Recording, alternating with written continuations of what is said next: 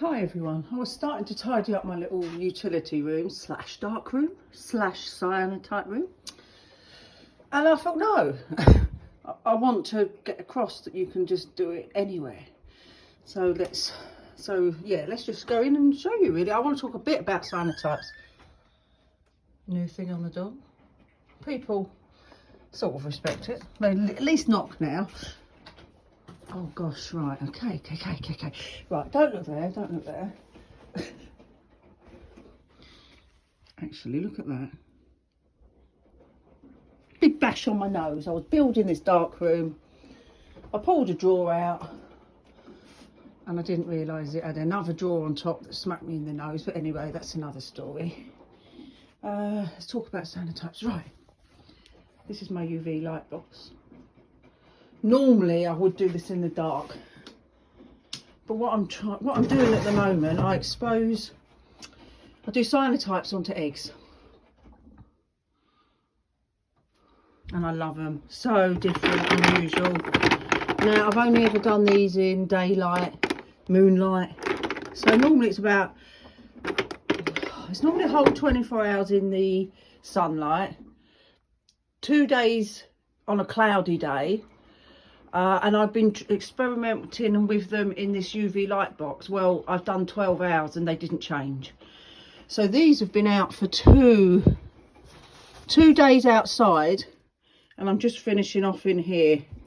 Actually, let's have a quick look. Oh, I'm not very good at videoing. You wouldn't have thought I was a professional photographer. Well, my photos are bloody good, but I'm not a videographer. Let's have a look what we got.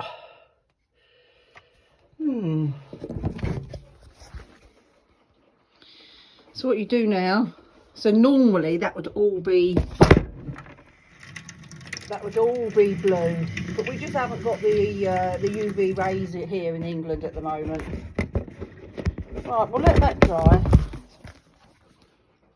We'll let that dry. You can see the faint imprint of that's still going to look nice when it's dry. Okay, let's leave that there. Right, I'll wash all them off later. I might as well keep them going in there. It's not going to do them any harm.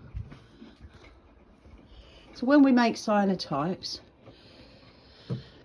you can buy this premix. It's great, it's fine if you're just starting out. But when I'm doing huge amounts of things, I'm working on fabric napkins at the moment. I mix my own chemicals up. I'm going to do the chemicals for you soon. Basically, I'm using Mike Ware's new recipe. So we use potassium ferrocyanide, ammonium iron. This is lethal chemical. I can't remember what it's called, but it's in there. Yeah, that's all used for doing my cyanotypes.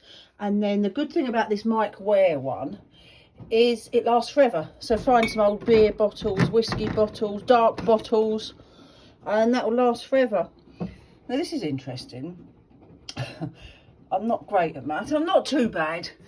I just wasn't thinking straight. I put a naught. So instead of mixing up 10 ml of something, one of the chemicals, I did 100 ml, which consequently I worked it out, made the whole mix 10 times weaker.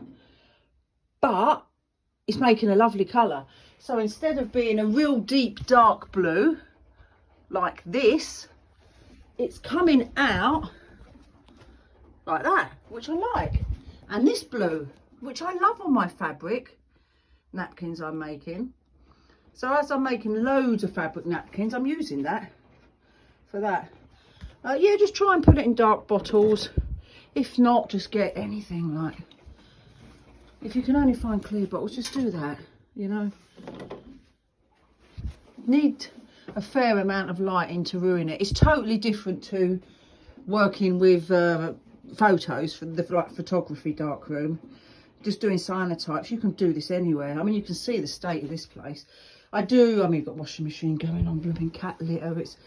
Everyone's in and out of here, the freezers, tumble dry. Every time I do work though, so tonight I'll be coming home and doing some more of my fabric, which I let dry in here because it's dark.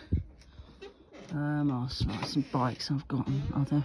Anyway, so they're under there, ready for tonight, to expose.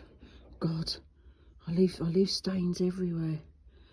So obviously cyanotype chemicals start off yellow, then they turn blue.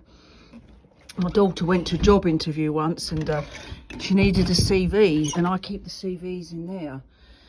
And as I got it out, I must have dropped it on something where there's chemicals. So she said she went to a job interview and she was talking to the man, and she's looking at her CV, and she could see a yellow stain on, and it's getting bluer and bluer. She said she's never been so embarrassed in her life, and she had to try to explain to this man what mum did. Yeah, anyway, she got the job, so I don't know what she's complaining about. Oh, there's my cameras. That just, oh, I've got cameras in bits everywhere. Right, I'm supposed to be talking about cyanotypes. That's it, basically. And it's just get out there and practice and make beautiful things. So I make things like this, canvases. And this was so... I'm not a professional. Okay, I was a professional photographer. But that's weddings. This is a hobby. I don't do this for money. Although people have said I could sell them. But I don't want to. I've done my time working for people. Now photography is all about what I want to do, and I'll give this to people that I want to give them to. And if you're interested, then you know, I'll invite you round. If you're not, so be it, because I could bore you forever talking about it. But most people do think everything I do is quite pretty, but I want to show that anyone can do it. Look how we're living. I've got to go to work in 10 minutes and I should be hoovering my house, but I've popped in here to sort out something ready for tonight. That's the UV light. I was leading to something and I've totally forgotten. That's the UV light in there. They're cheap as chips, about 40 quid. And this is a homemade box. So yeah, just wanted to show you my cyanotypes really. Oh, I know what I was talking about. Right, this was a double exposure. So I painted the chemicals onto this, exposed it, and it didn't look right. And so I thought, I nearly threw it away. And I thought, no, let's do it again. So the next day I reapplied all the chemicals, got some more plants to put on it, exposed it. This all would, everything in here would have been exposed outside. I've only had this a few weeks. It's great, but you can't beat the sunshine. But you have so much control with a UV box. And I just love it how it's double exposed it. Right, I'm getting ready for another video later. Bye. Oh, 3 hours. I'm gonna have to. Okay, bye.